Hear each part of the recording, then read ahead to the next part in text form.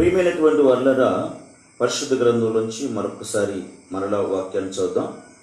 ప్రకటన గ్రంథం 21వ అధ్యాయం 27వ వాక్యాన్ని నేను చదువుతాను, మీరు గమనించండి.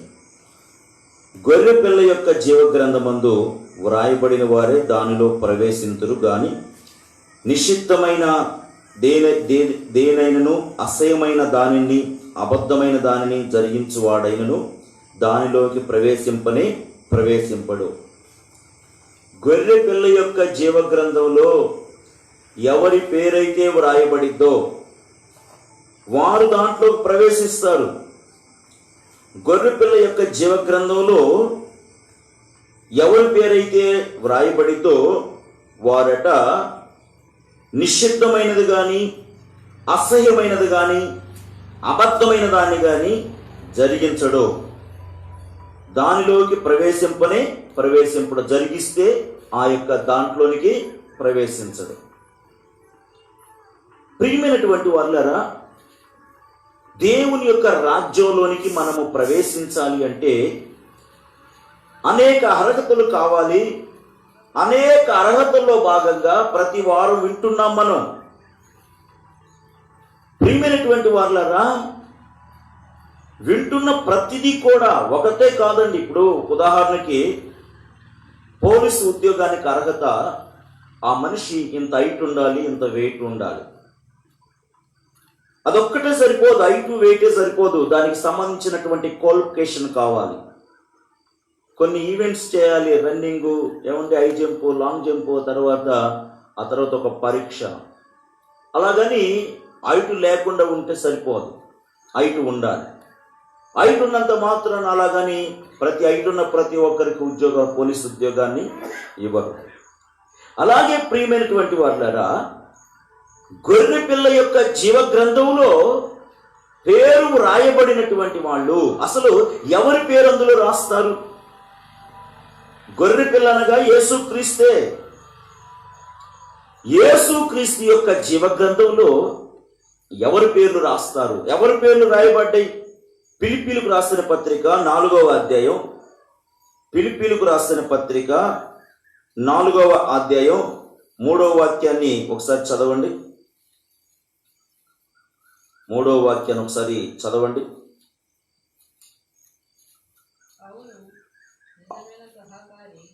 నిజమైన సహకారి ఆ స్త్రీలు క్లేమోతుతోనూ నా ఇతర సహకారులతోనూ స్వార్థ పనిలో నాతో కూడా ప్రయాసపడిన వారు గనుక వారికి సహాయము చేయమని నిన్ను వేడుకొనుచున్నాను. ఆ సహకారుల పేర్లు జీవగ్రంథమందు వ్రాయబడి ఉన్నవి. దేవునికి స్తోత్రం. చూడండి, ఇక్కడ అపోస్తులైన పౌలు గారు ఫిలిప్పీ సంఘానికి విషయాన్ని చెప్తా ఉన్నాడు.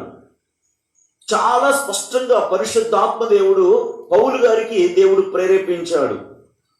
ఏమండి, క్లేమోతు ఈ యొక్క స్త్రీలు ఏమండి ఆ జీవ గ్రంథంలో వారి పేర్లు వ్రాయబడ్డాయి. ఆ స్త్రీలు దేవుని పనిలో ప్రయాసపడ్డారు గనుక వారి పేర్లు జీవ గ్రంథంలో వ్రాయబడ్డాయి. బాగా ఇప్పుడు మనం ఈ యొక్క ఉదయకాలం మనం ధ్యానించాలనుకున్నది, ప్రయాసపడినటువంటి వారి పేర్లు పరలోక జీవ గ్రంథంలో వ్రాయబడతాయి. ఆమేన్.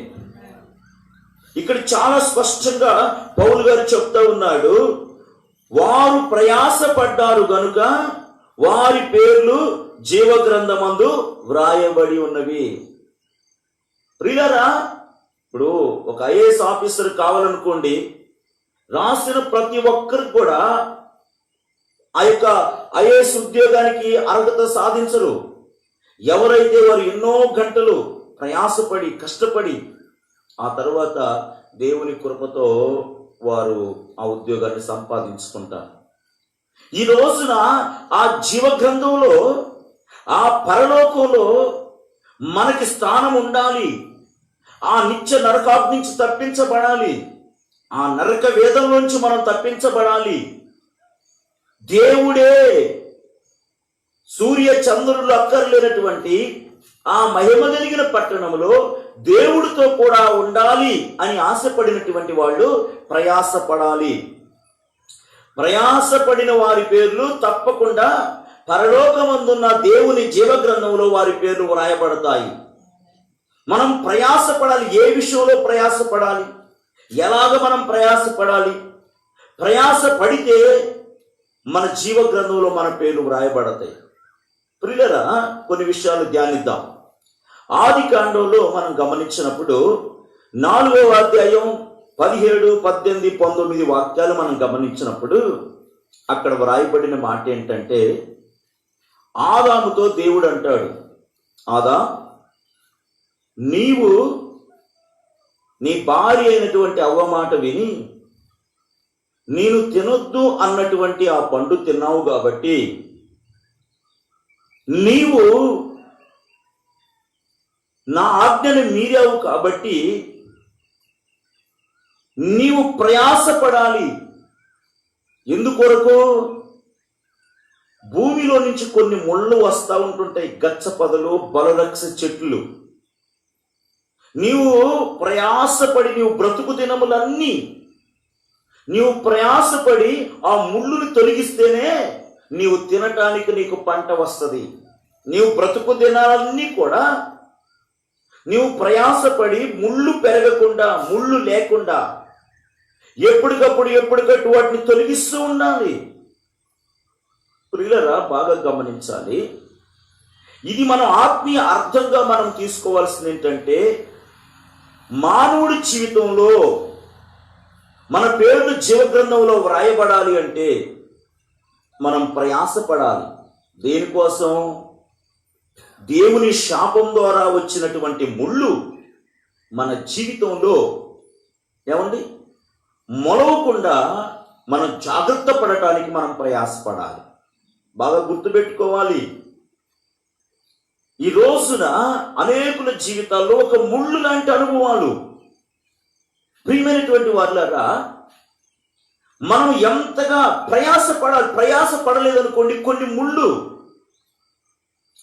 ఆ ముళ్ళు ఎవరు కూడా ఆదాము మొదలుకొని ప్రభువైన యేసుక్రీస్తు కూడా కడపటి ఆదాముగా జన్మించినప్పుడు, ఆయన శరీరీతిగా ఉన్నప్పుడు ఆయన రాత్రింబగుళ్ళు ప్రయాసపడ్డాడు. కారణం ఏంటంటే ముళ్ళు పెరగకుండా ఉండటానికి. చాలా మంది నేను ప్రశాంతంగా విశ్రాంతిగా ఉంటే బాగు, నెమ్మదిగా ఉంటే బాగు, ఏ పని లేకపోతే బాగు. ప్రియులారా, మనం అలాంటి మనసు రాకూడదు. మనకు అసలు వస్తే ముళ్ళు పెరుగుతాయి. మానవ జీవితానికి ఆ ముళ్ళు ఏం చేస్తాయి? సామెతల గ్రంథం 15వ అధ్యాయం 19వ వాక్యాన్ని మనం గమనిస్తే, సోమరి వాని యొక్క మార్గాలట ముళ్ళుతో ఉంటుందట. మన వ్యక్తిగత జీవితంలో ఏ మాత్రం అలసత్వానికి, ఏ మాత్రం ప్రయాసపడనటువంటి అనుభవాలు లేకపోతే మనకు జరిగేటటువంటి విపత్తు ఏంటంటే మన మార్గాలు మూసుకొని పోతాయండి. మార్గంలో ముళ్ళున్నాయి అనుకోండి, మనం ముందుకు వెళ్ళగలుగుతామా? మన ప్రయాణము నెమ్మదిగా సాగిద్దా? మన వ్యక్తిగత జీవితంలో ఎంత ప్రయాసపడతామో అంతగా మన మార్గాలలో ముళ్ళు లేకుండా ఉంటాయి. దేవుడే చెప్తున్నాడు, మన పేర్లు జీవగ్రంథంలో రాయబడాలి అంటే, ఆ నరకాగ్ని నుంచి మనం తప్పించబడాలి అంటే మనము ప్రయాసనిష్టపడాలి. ప్రయాసపడుతూ మన మార్గాలలో ఏ కంచె లేకుండా, మన మార్గాలలో ముళ్ళు లేకుండా మన యొక్క అనుదిన ప్రయాణం, ఈ ఆత్మీయ ప్రయాణము సజావుగా సాగాలి అంటే సోమరితత్వానికి కానీ, అలసత్వానికి కానీ మనము దేవుని పిల్లలుగా చోటివ్వ రాదు. మనకు తెలుసు. ప్రయాసపడకపోతే తగినంతగా మన వ్యక్తిగత జీవితంలో ఆ శ్రమని కలిగి లేకపోతే దేవుని వాక్యం సెలవిస్తా ఉంది, వారి యొక్క మార్గాలు ముళ్ళుతో ఉంటాయి. ముళ్ళతో ఉన్న మార్గాలు ఎవరైనా దాటుతారండి? ముళ్ళల్లో ఎవరైనా పడి వెళతారండి? ఎవరు వెళ్ళరు. మన ప్రయాణం కూడా మనం ఎంతగా పోరాడినా, ఎంతగా మనం ముందుకు వెళ్ళాలన్నా ముళ్ళులు ఉంటే మనం ముందుకు వెళ్ళలేము. మన మార్గాలలో ముళ్ళు లేకుండా మన యొక్క ప్రయాణం సాఫీగా జరగాలి అంటే మనం ప్రయాసపడి ముళ్ళు అనేటటువంటి అనుభవాలు. ఏమంటే ముళ్ళు అంటే ఏంటి? ఇతరుల్ని గాయపరిచేవి. ఆ ముళ్ళు ఇంకో విషయం ఏంటి తెలుసండి? ఇతరుల్ని గాయపరిచే అనుభవాలు. ఆ ముళ్ళు మనకి కూడా గాయపరుస్తాయి. అంటే మనము దేవుని పిల్లలుగా ఎప్పుడూ ప్రయాసపడాల్సింది ఏంటంటే, నేను ఇతరుల్ని గాయపరచకూడదు, ఇతని మార్గాలకు నేను అడ్డు రాకూడదు. చాలా మంది అనుకుంటారు, నేను వాళ్ళ మార్గానికి అడ్డొస్తానండి, వీళ్ళ మార్గానికి అడ్డొస్తానండి, వాళ్ళని గాయపరుస్తున్నాను, వీళ్ళని గాయపరుస్తున్నారు అనుకుంటారు. ఆ తర్వాత గాయపడేది వాళ్ళే, ఆ తర్వాత మార్గాలు మోసుకుపోయేది వాళ్ళకే.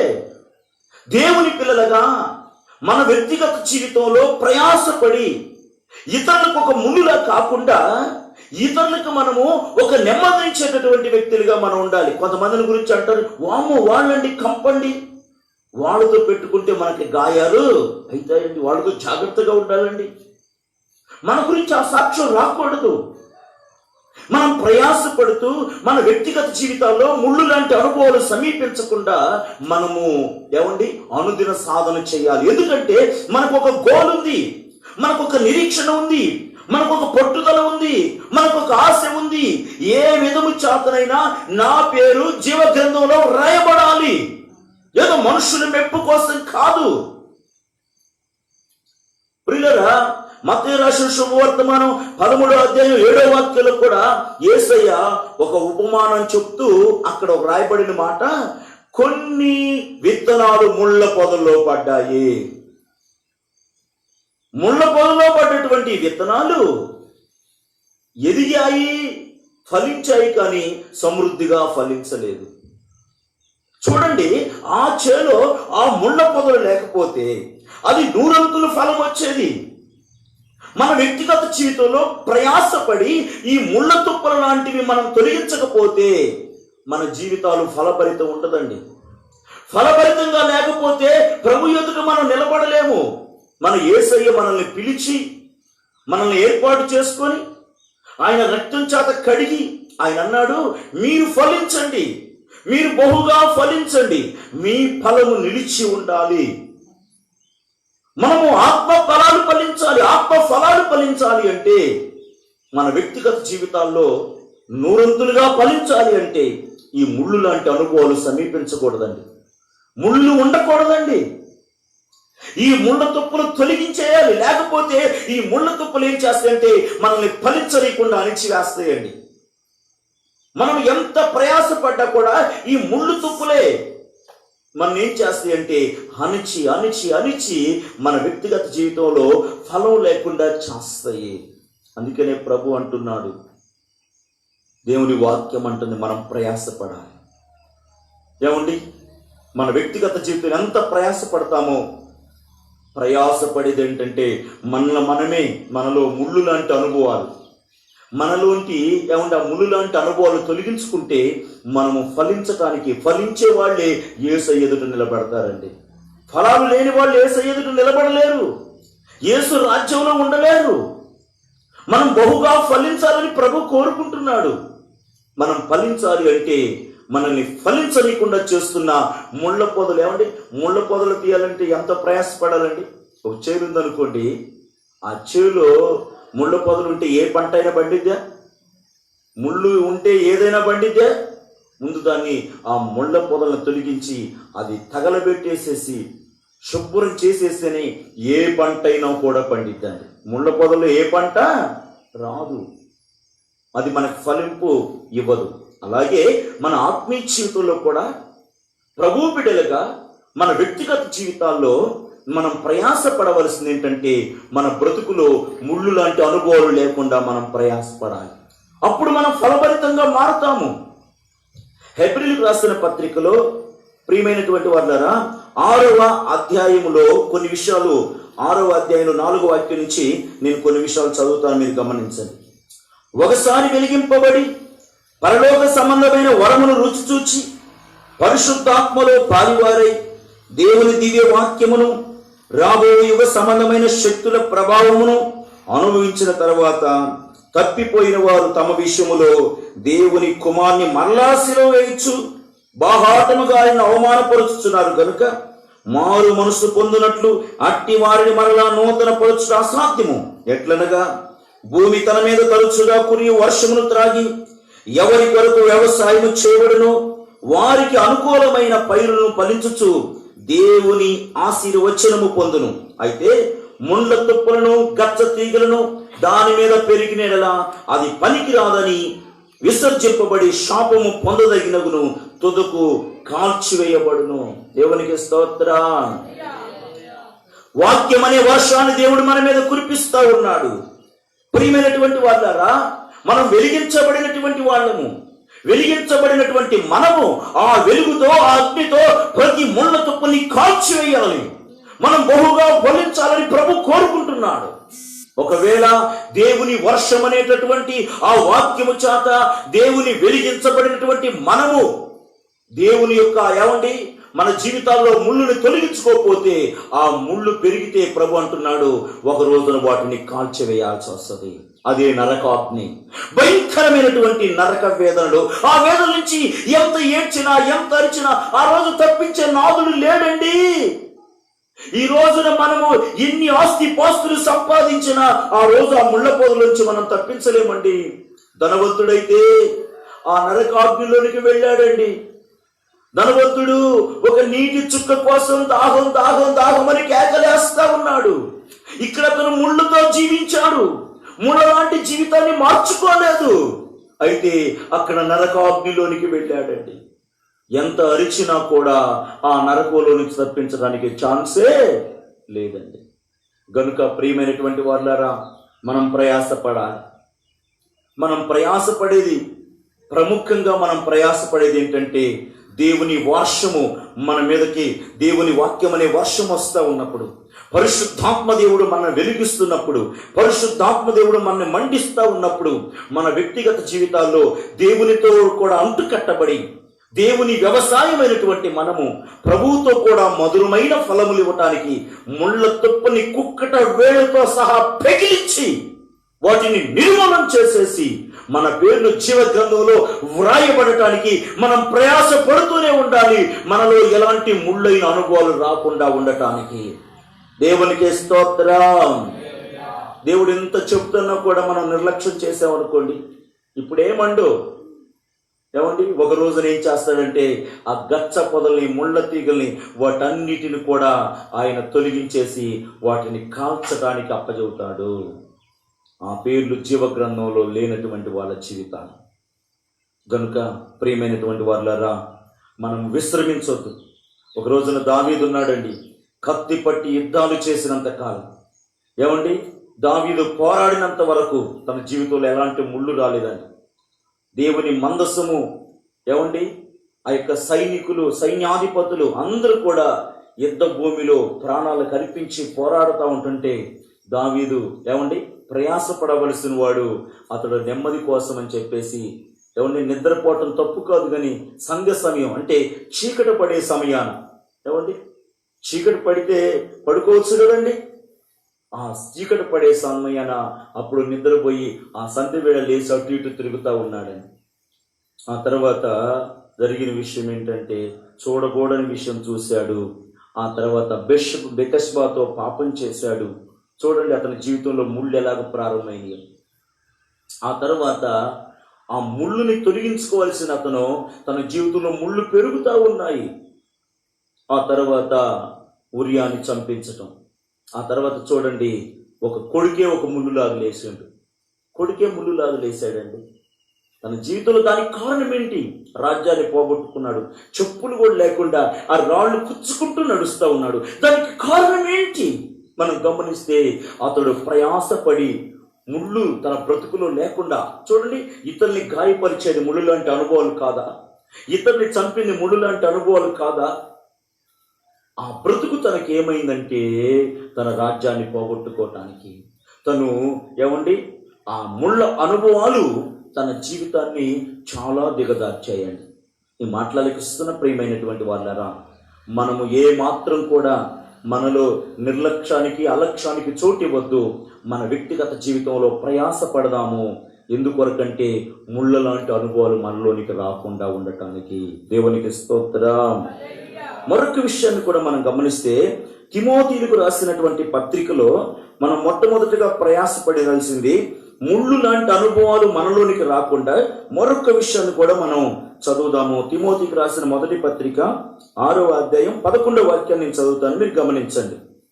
దైవజనుడా, నీవైతే వీటిని విసర్జించి నీతిని, భక్తిని, విశ్వాసమును, ప్రేమను, ఓర్పును, సాత్వికమును సంపాదించుకొనుటకు ప్రయాసపడుము. దేవునికి స్తోత్రం. హల్లెలూయా. ఇందాక మనం పౌలు గారు చెప్పాడు కదండి, వాళ్ళు ప్రయాసపడ్డారు గనుక వాళ్ళ పేర్లు జీవగ్రంథంలో వ్రాయబడ్డాయి. మనము కూడా ముళ్ళలాంటి అనుభవాలు తొలగించుకున్నటువంటి మనలో ఒక ప్రత్యేకత సంతరించుకునేలాగున మనలో నీతి రావాలి. దానికోసం మనం ప్రయాసపడాలి. నీతిగా ఉండటం కోసం మనం ప్రయాసపడాలి. మనం భక్తిగా జీవించడానికి మనం ప్రయాసపడాలి. మన విశ్వాసం పెరగటానికి ప్రయాసపడాలి. విశ్వాసం పెరగటానికి ఎలా ప్రయాసపడాలండి? ఏమండి, మనము తెల్లవారుజాముని లేచి ప్రార్థన చేసుకుంటూ వాక్యాన్ని చదువుతూ ఉన్నప్పుడు మన విశ్వాసం పెరిగిద్ది. మనము ఇది ప్రయాస లేకుండా మన విశ్వాసం పెరగదు. క్రీస్తుని గురించి వినాలి, క్రీస్తు సామర్థ్యాన్ని గురించి వినాలి. నా యేసయ్య అంటున్నాడు, నా బాహుబలం ఎన్నడైనా తక్కువైందా? ఆయన బాహుబలం తక్కువ కాదు. చాలా మంది ఈ రోజున దేవుని యొక్క విధి విధానాల గురించి ప్రయాసపడినందున వాళ్ళ నీతి కానీ, వాళ్ళ భక్తి కానీ, వాళ్ళ విశ్వాసం కానీ, వాళ్ళలో ప్రేమ కానీ, ఓర్పు కానీ, సాత్వికము కానీ తగినంతగా పొందుకోలేకపోతున్నారు. కారణం ప్రయాసపడినందునే. ప్రయాసపడకపోతే ఫలం ఉందండి? మనం అంచనాలు ప్రయాసపడాలండి, పాటుపడాలి. ఏ విధము చేతనైనా నరకాగ్ని నుంచి తప్పించబడి దేవుని రాజ్యంలో మనం ఉండాలి. యుగాయుగాలు ప్రభుతో కూడా మనం జీవించాలి అంటే ఎవరో మనం మెచ్చుకుంటారని కాదు, కానీ మన వ్యక్తిగత జీవితంలో ఎందుకు నీతిని సంపాదించుకోవడానికి, భక్తిని ఇది ప్రయాసతో కూడుకున్నటువంటి విషయం. మనలో సాత్వికం రావాలి. మన వ్యక్తిగత జీవితంలో మనం ప్రయాస పడితే దాన్ని సంపాదించుకోవాలని ఆశ ఉంటే దేవుడు తీరుస్తాడు. ఏదో ఈ భూ సంబంధము కాదండి. చూడండి, ఈ యొక్క పౌలు గారు తిమోతి ఆత్మీయ కుమారుడైన తిమోతి చెప్తా ఉన్నాడు, తిమోతి ఇతరులాగా చీకట్లో ఉన్నవాడు లాగా, చీకటి కార్యాలు జరిగించేవాడు లాగా లోకంలో ఉన్నారే కొంతమంది, వాళ్ళు కళ్ళు మూయబడి పేరుకు చూస్తున్నారే కానీ గుడ్డివారు. వాళ్ళు రాత్రింబగళ్ళు ప్రయాసపడతారు. దేనికి వాడు ప్రయాసపడతాడు. ఒకడు స్త్రీని సంపాదించడానికి ప్రయాసపడతాడు, ఒకడు డబ్బు సంపాదించడానికి ప్రయాసపడతాడు, ఒకడు పొలాలు సంపాదించుకోవటానికి ప్రయాసపడతాడు, ఒకడు పదవులు సంపాదించుకోవటానికి ప్రయాసపడతాడు. నీవైతే నీతిని సంపాదించుకోవటానికి ప్రయాసపడు. నీవైతే భక్తిని సంపాదించుకోవటానికి ప్రయాసపడు. నీవైతే సాత్వికాన్ని సంపాదించుకోవటానికి ప్రయాసపడు. నీవైతే నీ విశ్వాసం పెరగటానికి ప్రయాసపడు. ఈ ప్రయాసే నీ పేరు జీవగ్రంథంలో రాయబడటానికి కారణమైంది. ఒకసారి మనం ప్రశ్నించుకున్నాం, మనం ఎంతగా ప్రయాసపడుతున్నామండి? ఎంతగా మనం పాటు పడుతున్నామండి? ప్రియమైనటువంటి వాళ్ళరా, ఎందుకు ఈ రోజున ఈ భక్తి, ఈ రోజున భయంకరమైన దుర్దినాలు మనం ఉన్నామండి? పరిశుద్ధ గ్రంథంలో ఐగుప్తీయుల మీదకి దేవుని ఒక ఉగ్రతగా మిడతలను పంపించి అక్కడ ఉన్న సమస్తాన్ని తొలగించాడండి. కొంతమంది అంతకుముందు ఎన్నోళ్ళు ఏమన్నారు తెలుసండి, ఈ బైబిల్ ఒక కథలండి అని. ఈ రోజున మిడతలను చూసి రాష్ట్రాలు గడగడగడ వణికిపోతున్నాయండి. మిడతల దండు వస్తుందని చెప్పి ప్రజలు వెన్నులో వణుకు పుట్టేస్తా ఉందండి. అయ్యో చూడండి, ఆ మిడతల దండు వచ్చి పడితే ఏమైపోతుంది అంటే, ప్రియమైనటువంటి వాళ్ళరా, అది ఎంత చుట్టైనా కూడా క్షణాల్లో అసలేమి ఉంటుందో కాండాలతో సహా లాగేస్తా ఉంది. ఈ రోజున చూడండి, దేవుని 1000 సంవత్సరాల కిందే ప్రభు రాయించాడు. ఆయన ఏమండి, ఒక పక్క తెగుళ్ళు, కరువులు, భయంకరమైన సంక్షోభం, దేవుని యొక్క వాక్యాల్లో రాయబడిన ప్రవచనాలన్నీ నెరవేర్పజను. కనీసం ఇప్పటికైనా మనం మేలుకున్నాం ప్రియమైన దేవుని బిడ్డలారా. ఇప్పటికైనా అలక్ష్యాన్ని పక్కన పెట్టేద్దాం. ఇప్పటికైనా మనము ప్రేరేపించబడిన వారమై, ఇప్పటికైనా దేవుని యొక్క విధానాల్లో దేవుని యొక్క రాకడ బహు సమీపంగా ఉంది. మన పేర్లు జీవ గ్రంథంలో వ్రాయబడ్డా లేదా అని మనమే పరీక్షించుకున్నాం. దేవునికి స్తోత్రం. ఏ మాత్రం డౌట్ లేదండి. మనం నీతి కోసం ప్రయాసపడినప్పుడు, మనం భక్తిని సంపాదించుకోవడానికి ప్రయాసపడ్డప్పుడు, మన విశ్వాసాన్ని పెంపొందించుకోవడానికి ప్రయాసపడ్డప్పుడు, మన వ్యక్తిగత జీవితంలో చూడండి ఇక్కడ, విశ్వాస సంబంధమైన మంచి పోరాడము, నిత్య జీవమును చేపట్టము, దాన్ని పొందుటికే నీవు పిలువబడి ఉన్నావు. దేవునికి స్తోత్రం. ఈ పోరాటం మనకి నిత్య జీవానికి అనగా మన పేర్లు జీవ గ్రంథంలో వ్రాయబడటానికి కారణమైంది. ఇది ఆషామాషి పోరాటం కాదు, అమాయకులకు అర్థం కానటువంటి విషయాలు. మనం దీన్ని సీరియస్గా తీసుకోవాలి. ఈ రోజున మనము దేవుని బిడలగా మన వ్యక్తిగత జీవితంలో ప్రయాసపడదాం. దేనికోసం మనం ప్రయాసపడాలి అంటే, నా పేరు జీవ గ్రంథంలో వ్రాయబడాలి. చూడండి, ఆ పౌలుగా వాళ్ళు ప్రయాసపడ్డారు గనుక వారు ప్రయాస వృధా కాకుండా వారి పేర్లు జీవ గ్రంథంలో వ్రాయబడ్డాయి. దైవజనుడు అలా చెప్తున్నాడంటే, దైవజనుడు దేవుడు ప్రత్యక్షపరిచుంటాడు. ఎంతో మంది భక్తులకి ఆ పరలోక జీవ గ్రంథాన్ని ప్రత్యక్షపరిచి ఎవరి పేర్లు ఉన్నాయని కూడా దేవుడు స్పష్టంగా చూపిస్తాడండి. కనీసం ఒకళ్ళ గురించి కాకపోయినా, అయ్యా నా పేరు నీ జీవ గ్రంథంలో ఉందయ్యా అంటే, నా ప్రభు తప్పకుండా నీకు చూపెడతాడు. నీ పేరు ఒక్కసారి ఒక్కోసారి ఆధార్ కార్డులో లేకపోతే విలవిలలాడిపోతారు, రేషన్ కార్డులో లేకపోతే ఆందోళన చెందుతారు, లేకపోతే ఇంకేదన్నా ఫంక్షన్ వస్తుందంటే ఆ పేరు అందులో లేకపోతే గందరగోళం చేస్తారు. మరి అసలు జీవ గ్రంథంలో నీ పేరు ఉందో లేదో ఒకసారైనా పరీక్ష చేసుకున్నావా? జీవ గ్రంథంలో నీ పేరు ఉండాలి అంటే మనం ప్రయాసపడాలి. మనం ప్రయాసపడాల్సిన విషయాలు, నీతిని సంపాదించడానికి ప్రయాసపడాలి, భక్తిని సంపాదించడానికి ప్రయాసపడాలి, విశ్వాసాన్ని సంపాదించడానికి ప్రయాసపడాలి, ఓర్పుని సంపాదించడానికి. కొంతమందికి ఓర్పు ఉండదండి. అందరూ అంటుంటారు, అంతా బాగానే ఉంది కానీ ఈ ఓర్పే నాకు రావట్లేదండి. ఒక దైవజనుడి దగ్గరకు పోయి ఒక వ్యక్తి, అయ్యా నేను అన్నీ బాగానే ఉన్నాను కానీ నాకు ఓర్పు రావటం లేదు, నాకు ఓర్పు కోసం ప్రార్థన చేయండి అని మంచి మనసు అడిగిందని. ఆ దైవజనుడు ప్రార్థన చేసిందంట, ప్రభా ఈ బిడ్డకి శ్రమలు ప్రభు అని. ఏంటయ్యా నేను ఓర్పు కోసం నువ్వు ప్రార్థన చేయమంటే శ్రమలు ఇవ్వమంటావు ఏంటంటే, ఆ దైవజనుడు అంట, నీకు శ్రమల మధ్యలోనే ఓర్పు వస్తుంది. దేవునికి స్తోత్రం. హల్లెలూయా. కొంతమందికి ఏ మాత్రం ఓర్పు ఉండదండి. ప్రయాసపడాలి ఓర్పుని సంపాదించడం కోసం, ప్రయాసే. మరి మన పేర్లు జీవగ్రంథంలో ఉండాలి కదండి. మనకి సాత్వికం కావాలి అంటే మనకు తగ్గింపు జీవితం కావాలి. ప్రభువు అంటాడు, తగ్గించుకునేవాడు హెచ్చించబడతాడు, హెచ్చించుకునేవాడు తగ్గించబడతాడు. దేవుని పిల్లలుగా మనము మన యేసయ్య కూడా ఆయన ఎంతగానో తగ్గించుకున్నాడు. ఆయన గొర్రె పిల్లగా ఆయన రావాలంటే గుర్రాలు రావా, మరొకటి ఎక్కలేడు. ఆయన తన యొక్క తగ్గింపు, ఒక గొర్రె పిల్లని ఆయన ఒక వాహనం మీద వచ్చేసాడు. గాడిద మీద ఆయన వచ్చేసాడు, ఒక గొర్రె పిల్లలాగా ఆయన వచ్చేసాడు. ఈ మాటలకిస్తున్న ప్రియ దేవుని బిడ్డలారా, మన వ్యక్తిగత జీవితంలో వీటి కోసం మనం ప్రయాసపడదాం. మన వ్యక్తిగత మనమే పరీక్ష చేసుకుని, నాలో ఎంత విశ్వాసం ఉంది, యేసయ్య వచ్చినప్పుడు ఆయన ఎదుట నిలబడే విశ్వాసం నాకుందా, నాలో ఎంత భక్తి ఉంది, నాలో ఎంత సాత్వికం ఉంది, నేను ఎంత తగ్గించుకుంటున్నాను, నాలో ఎంత తగ్గింపు కూడా ఉంది. వీటినన్నీ మనమే సాధన చేయాలండి, సాధన చేయాలి.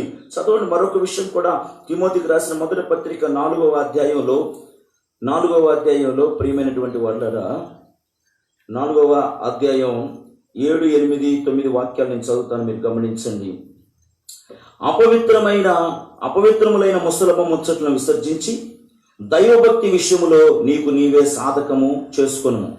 శరీర సంబంధమైన సాధకము కొంచెం మట్టుకే ప్రయోజనకరము గాని దైవభక్తి ఇప్పటి జీవం విషయంలోను రాబో జీవ విషయంలోను వాగ్దానంతో కూడినదైనందున అది అన్ని విషయములో ప్రయోజనకరమవును.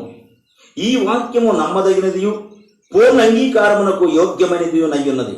మనుషులందరికీ రక్షకుడును మరి విశేషముగా విశ్వాసులకు రక్షకుడైన జీవము గల దేవుని యందు మనం నిరీక్షణ ఇంచున్నాము గనుక ఇందు నిమిత్తం ప్రయాసతో పాటుపడుచున్నాము. దేవునికి స్తోత్రం.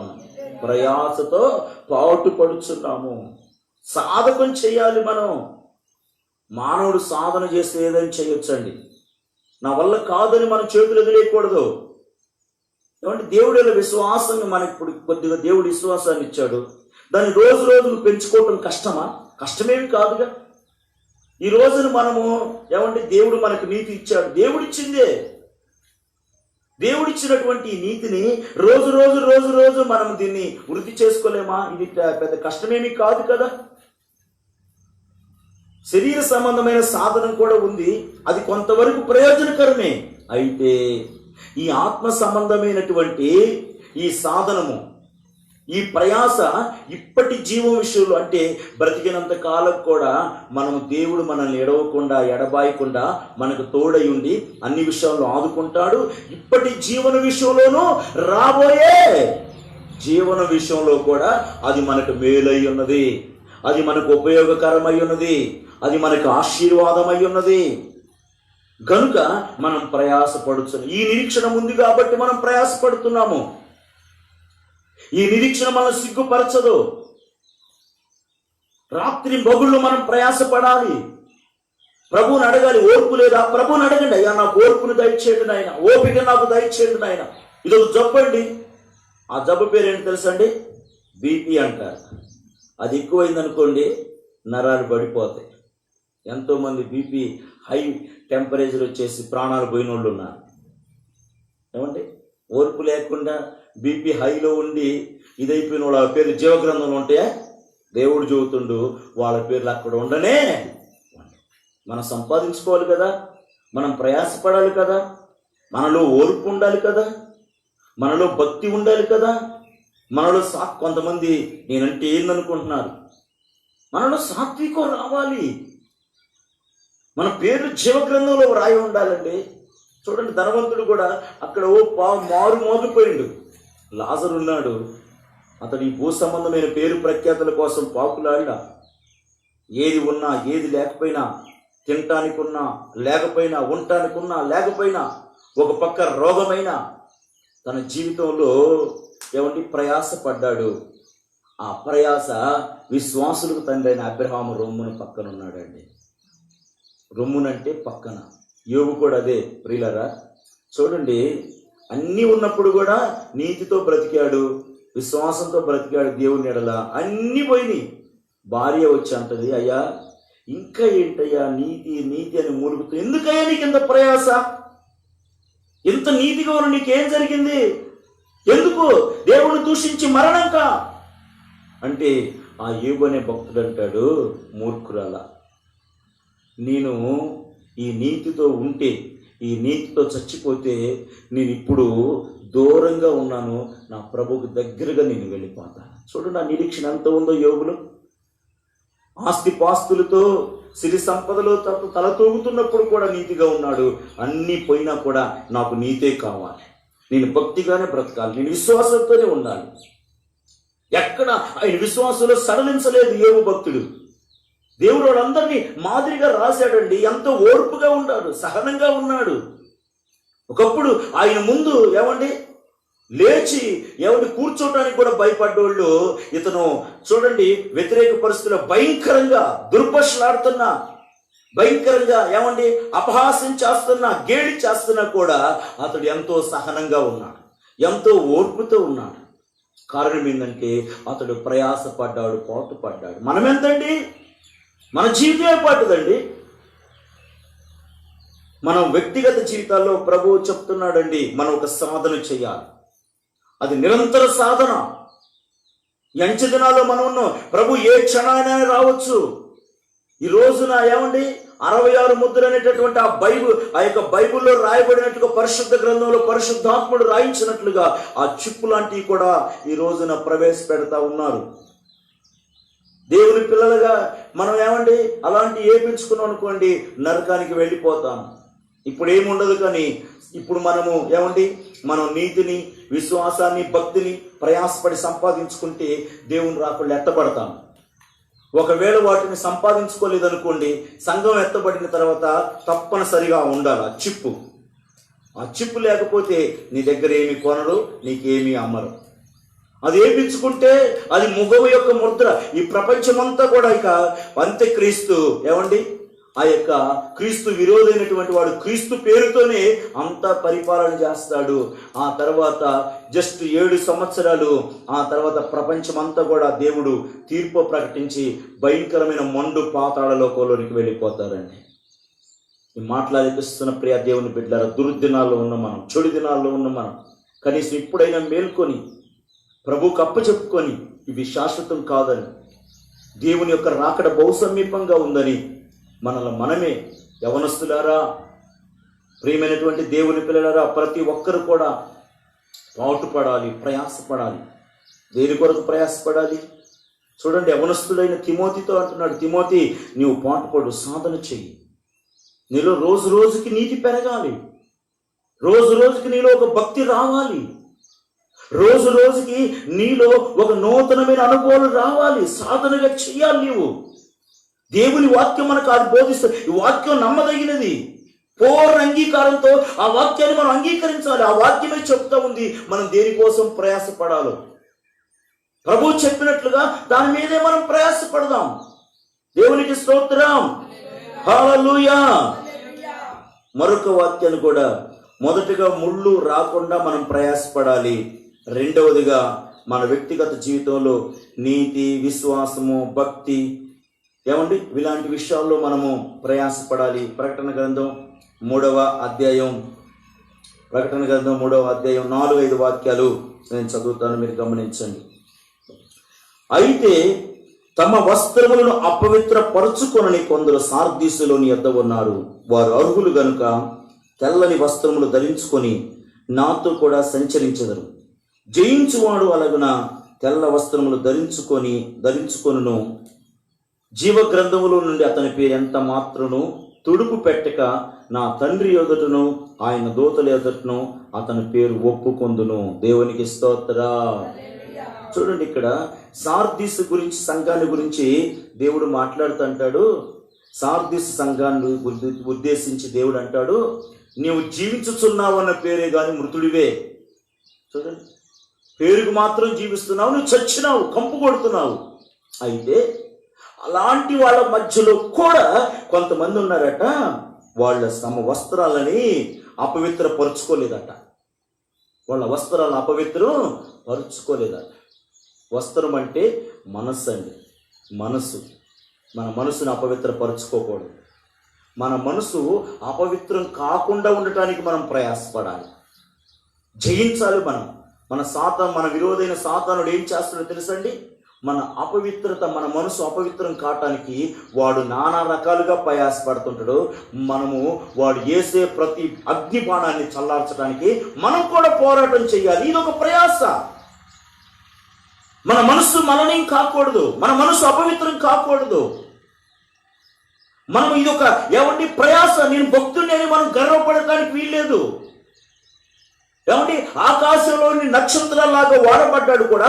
సాతానుడు ఏం చేశాడు తెలుసా? తన కుయుక్తితో వాడిని కిందకి లాగేశారండి. ఎంతోమంది దేవుని చేతిలో వాడబడిన గొప్ప గొప్ప దైవజనుడు అండి, ఒక సామాన్య విశ్వాసుడు కాదు. వాడి యొక్క కుతంత్రాల్లో, వాడి యొక్క మంత్రాల్లో పడిపోయి అనేకులు భ్రష్టులైపోయారు. తమ వస్త్రాలను మలినం చేసుకున్నారు, తమ వస్త్రాలను అపవిత్రం చేసుకున్నారు. ఏదో నేను దేవుడు అంటాడు, తాను నిలబడ్డానన్నటువంటి వాడు గర్వించక భయపడుతూ తను నిలబడే ఉండాలి. తన యొక్క మనసును మలినం కాకుండా కాపాడుకోవాలి. దేవునికి స్తోత్రం. చూడండి, సార్దీసులో దేవుడు స్టార్టింగ్ అంటాడు, నీవు జీవించుచున్నావన్న పేరే కానీ మృతుడివే అంటూ కొంచెం కిందికి వచ్చాక కొంతమంది ఉన్నారు, వారి వస్త్రాలను మలినం చేసుకోలేదు. వారికి నేను తెల్లని వస్త్రాలు ఇస్తాను. దేవునికి స్తోత్రం, హల్లెలూయా. ప్రభు అంటున్నాడు, వారు ఆ తెల్లని వస్త్రాలు ధరించుకొని వాళ్ళు నాతో కూడా ఉంటారు, వాళ్ళు జయిస్తారు. ప్రియమైనటువంటి వాళ్ళరా, ఆ తెల్లని వస్త్రాలు అనగా పరిశుద్ధాత్మ, ఆ పరిశుద్ధాత్మ శక్తితో మనం ప్రయాసపడాలి, జయించాలి, పోరాడాలి. మన శక్తి కాదు, మన శక్తితో మనము సాతాన్ని జయించలేము. మనం ఏ పాటి వాడమండి? మొట్టమొదటిగా మన వస్త్రం అంటే మన మనసు పాడు చేసుకోకుండా, మన మనసుని అదుపులో పెట్టుకొని, మన మనసుని ఈ రోజున మన వ్యక్తిగత జీవితాల్లో మన మనసుని మనం భద్రం చేసుకున్నప్పుడు నా ప్రభు ఏమంటాడో తెలుసా? తెల్లని వస్త్రాలు మీకు ఇస్తాను నేను. ఏ వస్త్రాలట? తెల్ల అంటే నా ఆత్మని మీకు ఇస్తాను నేను. అది మీరు ధరించుకొని ఏం చేస్తారంటే మీరు జయిస్తారు. దేవుని స్తోత్రం. పరిశుద్ధాత్మతో మనం జయిస్తాం. పరిశుద్ధాత్మ శక్తితో మనకి పరిశుద్ధాత్మ దేవుడు ఇచ్చింది శుభ్రంగా హాయిగా ప్రశాంతంగా నిద్రపోమని కాదు. మీరు పోరాడండి, మీరు జయించండి. మీ పేర్లు జీవగ్రంథంలో తుడిపి పెట్టకుండా, వాడు మీ పేర్లు జీవగ్రంథంలోంచి తుడిసేయాలని వాడు చూస్తా ఉన్నాడు. వాడు జీవగ్రంథంలో వాటిని తుడపకుండా మీరు ఉండాలంటే మీకు నేను నా ఆత్మశక్తిని ఇచ్చాడు. మీరు పోరాడండి, జయించండి. మీరు ఈ రోజున చాలా మంది క్రైస్తవులు పోరాడట్లేదండి. పోరాడకపోతే ఎలాగండి? ఇద్దరు పోట్లాడుతున్నప్పుడు పోరాడితేనే కదా. పోరాడినోడు ఏమైపోతాడు? చచ్చుంటాడు. క్రైస్తవులు మన పోరాటం మనుషులతో కాదు. ఏదో మన పోరాటం అంటాడు, మన అంధకార దురాత్మ సమూహాలతో మన పోరాటం. ఈ రోజున మనుషులందరూ మంచోళ్ళే. సాతానుడు కొంతమంది ఏం చేస్తానంటే వాళ్ళని ఆశ్రయం చేసుకొని మన మీద విరోధంగా లేస్తా ఉన్నాడు. మనం పోరాడాల్సింది ఆ మనిషి కాదు, కానీ ఆ మనిషిలో ఉన్న దురాత్మతో మనం పోరాడాలి. ఎంతవరకు పోరాడాలంటే జయించాలి. మనము దేవుని శక్తితో మనం జయిస్తాం. మనము దేవునికి స్తోత్రం, హల్లెలూయా. ప్రియమైనటువంటి వాళ్ళ మన పేరు జీవ గ్రంథంలో ఉండాలి అంటే మనం ఏమి చేయాలో తెలుసండి? మనము ప్రయాసపడాలి. మొట్టమొదటగా మన వ్యక్తిగత జీవితంలో ముళ్ళు అనే అనుభవాలు రాకుండా మనము ప్రయాసపడాలి. ముళ్ళు అనేటటువంటి అనుభవాలు. ఆ తర్వాత మనలో నీతి, భక్తి, విశ్వాసము, ప్రేమ, సాత్వికము, ఓర్పు అని ఆత్మ ఫలాలు మనం ఫలించడానికి ప్రయాసపడాలి. ఈ చేనుని శుభ్రంగా బాగు చేసి మన హృదయం అనే పొలాన్ని బాగు చేసేసి ఇలాంటి ఫలాలు ఫలించటానికి మనం ప్రయాసపడాలి. ఆత్మ ఫలాలు కూడా దేవుడు ఇదే మాట చెప్తాడుగా. అయితే ఆత్మ ఫలమేమనగా ప్రేమ, సంతోషము, దయాళత్వం, మంచితనము, ఆశానిగ్రహము, ఇలాంటి ఆత్మ ఫలాలు మనం ఫలించడానికి మనం ప్రయాసపడాలి. ఆ తర్వాత మనం కలిగి ఉన్నటువంటి దైవత్వాన్ని కాపాడుకోవటానికి ప్రయాసపడాలి. దేవుని మనసుని కాపాడుకోవటానికి ప్రయాసపడాలి. సాతానుడు మన మీద ఎంత విరోధంగా లేచినా ఏమాత్రం మనం కృంగిపోకూడదు, అధైర్యపడకూడదు, చేతులు ఎత్తి నా వల్ల కాదనకూడదు. మన ప్రాణాలకు తెగించి మనం పోరాడాలి. ఈ ప్రయత్నంలో మనలో అణువణువున నరాలు ఏముండాలి తెలుసా? ఈ ప్రయత్నంలో నా ప్రాణం పోయినా సరే నాకు దేవుడిచ్చినటువంటి ఈ దైవత్వాన్ని నేను వదులుకోను.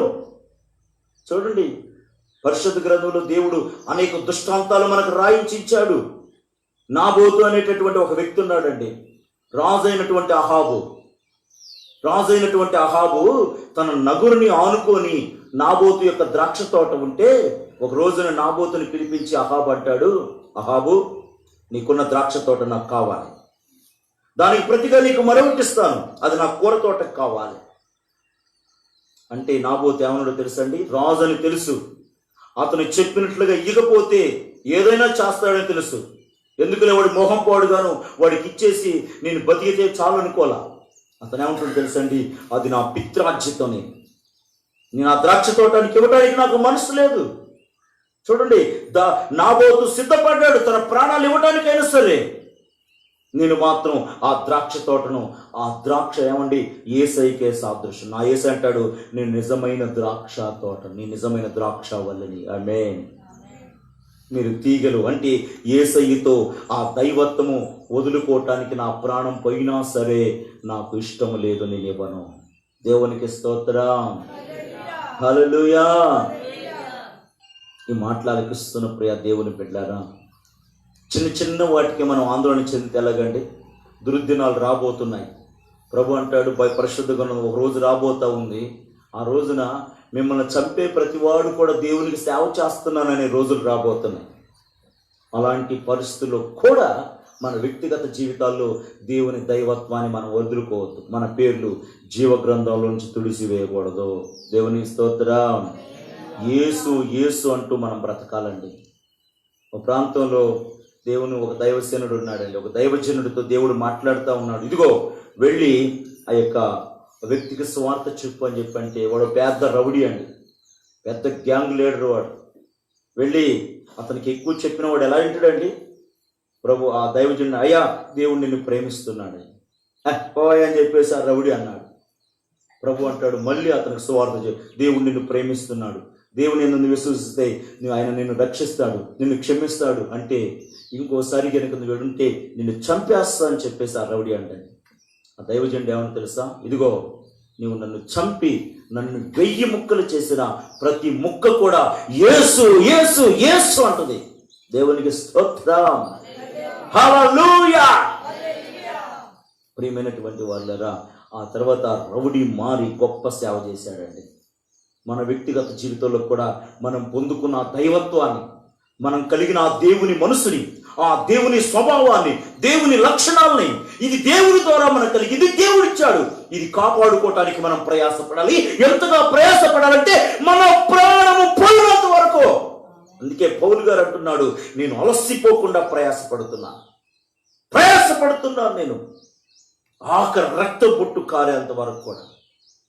ఏమండి, మన పోరాటము ఈ దైవత్వాన్ని కాపాడుకోవటానికి ఏదో ఈ భూ సంబంధమైన అది ఇది సంపాదించుకోవాలన్న దాని మీద కాదు, కానీ దేవుని ద్వారా కలిగిన ఈ దైవత్వాన్ని, దేవుడిచ్చినటువంటి ఆయన మనసుని, ఆయన స్వభావాన్ని, ఆయన గుణ లక్షణాలని కాపాడుకోవటానికి మన అనుదిన జీవితంలో మనం ప్రయాసపడాలి. ప్రయాసపడితే మనకు వచ్చే ఫలం ఏంటి? దేనికోసం ప్రయాసపడాలి? మన పేర్లు జీవ గ్రంథంలో వ్రాయబడాలి. మన పేరు జీవ గ్రంథంలో, గొర్రె పిల్ల జీవ గ్రంథంలో మన పేరు ఉండాలి. ఆ భయంకరమైన నరకాగ్ని నుంచి మనం తప్పించబడాలి. నరక వేదన నుంచి తప్పించబడి ఆ ప్రభువుతో కూడా మనం జీవించాలి. అందుకోసమే ఈ ప్రయాసం, అందుకోసమే ఈ యొక్క మన యొక్క పోరాటం. ఈ మాటలకిస్తున్న ప్రియ దేవుని బిడ్డ, పరిశుద్ధాత్మ దేవుడు మాట్లాడుతూ ఉన్నాడు. మన పేర్లు గొర్రె పిల్ల యొక్క జీవ గ్రంథంలో వ్రాయబడాలి అంటే మనం ప్రయాసపడాలి. ముళ్ళు మన జీవితాల్లో ముళ్ళు మొలవకుండా, మనం చూసిన వాళ్ళు కంపండి అనకూడదు. ఏమండి, మహాతల్లి అండి అనాలి. ఏమండి మంచివాడండి అనాలి. వామ్మో ఇతనండి బాగానే పైకి మాట్లాడతారు కానీ వెనకాల పోయి గుంట్ల దుమ్ముతాడండి అన్న కోణంలో ఉండకూడదు. ఏమంటే ఈ తేలు ఉండదండి, ఈ తేలు కనపడ్డోళ్ళకి ఇలాగా ప్రైజ్ లాడ్ అనుకున్నట్టు ఉంటుందంట. ఇట్ట 2 చేతులు ఇలా పెట్టి, అంటే వందనాలు అని దానికి వెనక కొండ ఉంటుందండి, ఎంపడే వేసేస్తుందట. అరికాల్లో నడినెత్తిలోనికి ఎక్కిద్దండి. దానికి తోకలో విషం ఉంటుంది, ముందు చూడటానికి మాత్రం అందరికి వందనాలు ఉంటుందంట. దేవునికి స్తోత్రం. హల్లెలూయా. మనం అలాంటి వాళ్ళముగా ఉండరాదు. మనలో అలాంటి ముళ్ళు మనకి ఉండకూడదు. దేవునికి స్తోత్రం. హల్లెలూయా. గనుక ప్రియమైనటువంటి వాళ్ళరా, ముళ్ళు మొలవకుండా ప్రయాసపడదాం. ఆత్మ ఫలాలు ఫలించేదానికి ప్రయాసపడదాం. దైవ స్వభావాన్ని కాపాడుకోవటానికి ప్రయాసపడదాం. అప్పుడు మన పేర్లు జీవ గ్రంథంలో ఎవ్వడు తుడిపేయలేడు. ఎవ్వడు కూడా జీవ గ్రంథంలోంచి మన పేరు ఎవడు దేవుడు రాస్తే దాన్ని ఎవడు కొట్టేయలేడు. ఒకవేళ కొన్ని సందర్భాలు మాకు వచ్చేదండి, పలాని పథకం పలానోడు కొట్టేసిండండి, ఫలాని విరోధి కొట్టేసింది అన్నట్టుగా మనం కంగారు పడుతుంటాం. అయితే ఇది కొట్టేసినా మనం పర్లేదు, మన పేర్లు మాత్రం జీవగ్రంథంలో తుడిపివేయబడకుండా ఉండాలి అంటే ఇలాంటి ప్రయాసం మనకు కావాలి. తీర్మానం చేసుకోండి. మీ కొరకు మేము ప్రార్థన చేయాలనుకుంటున్నాం. అవును ప్రభా, నా పేరు జీవగ్రంథంలో ఉండాలయ్యా. గొర్రె పిల్ల యొక్క జీవగ్రంథంలో నా పేరు ఉండాలి ప్రభా. అందులో నా పేరు ఉంటే చాలు నాయన ప్రభా. దానికోసం నేను ప్రయాసపడతాను నాయన. ప్రార్థన చేసుకున్నాం అయ్యా. ఏమంటే మనం ఏదో దానికి పెద్ద మనం చేయాల్సిన అవసరం లేదు. ముళ్ళు మన జీవితంలో ముళ్ళు రాకుండా ప్రయాసపడాలి. మన బ్రతుకులో ఏమండి ఆత్మ ఫలాలు ఫలించేదానికి ప్రయాసపడాలి.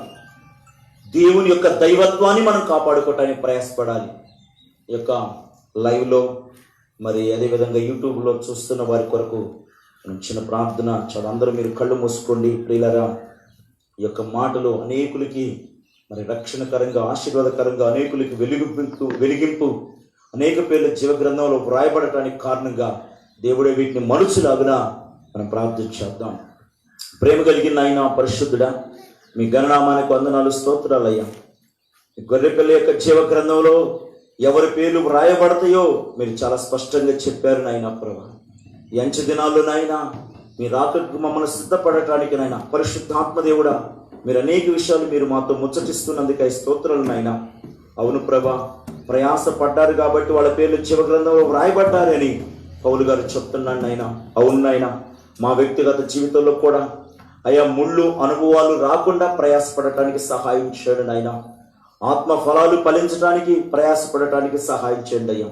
మీరు ఇచ్చినటువంటి ఆ దైవత్వాన్ని కాపాడుకుంటూనైనా అయ్యా మీ ఎదుట నిలబడటానికి ప్రయాసపడటానికి సహాయం చేయమని, అయ్యా నాయన సాతాన్ని జయించడానికి నాయన మేము ప్రయాసపడటానికి సహాయం చేయమని, కృప చూపించమని, ఈ మాటలు ప్రతి ఒక్కరి హృదయాల్లో మీరే నీరు కట్టి ఫలింపచేయమని యేసు నామమున అడుగుతున్నాము తండ్రి. ఆమేన్.